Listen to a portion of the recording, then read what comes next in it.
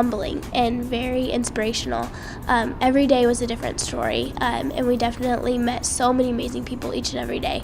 And we never had a problem talking to anyone. They were always wanting to talk to us, which was awesome because a lot of people, don't want to be interviewed or anything like that. So just every day was something different and something new, and that was just a very cool experience. I learned a lot about special athletes, and I learned about how inspiring they are to other people, and how hard they work at what they do is just amazing and very humbling.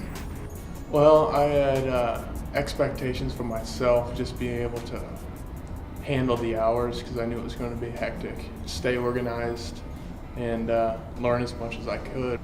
It was one of the most rewarding experiences that I've ever had. Brandon and I went to the Special Olympics town down at Pershing, and I was on the biggest adrenaline rush that I've ever been on in my life.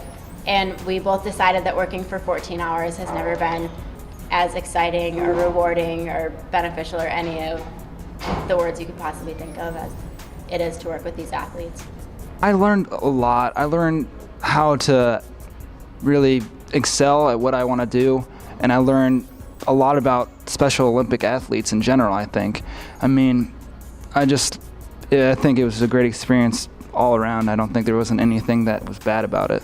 My expectations were to get a little bit of experience in the field, maybe, shoot some video, do whatever, and I got a lot more out of it than I thought I was going to. Oh, really? My expectations going on this, I thought it would be sweet, and I read the emails and they said celebrities, and I kind of blew it off.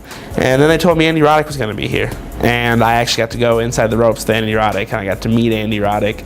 And Harrison Ford was here, and there have been movie stars and people who are, a lot of people want to see and come out to see. So my expectations going into it weren't that it would be as big of an event as it is, but I definitely think that it kind of blew that away a little bit. About this is just seeing the attitudes of the people coming here and the families that are supporting them and traveling over states to do this, and just like Amy was saying earlier, just the joy that you see in these people. I was just, and I'm not making this up, this is for real. I was thinking this one day, that I think that people are missing out who don't get this chance. Of competing at nationals, it's my first time, and I have been reminded by my coach to have a good attitude, and even though I did not show it earlier because I was jealous, and now I'm not gonna be jealous anymore. I'm gonna make my coach proud of me. And I'm going to do everything I can to have a good attitude, be a team player, and to do what I can to help my athletes and my coaches and make sure that we all have fun. I was looking for the sponsor photos and wasn't really finding them, so I just turned to the next best thing, tried to get as many action shots.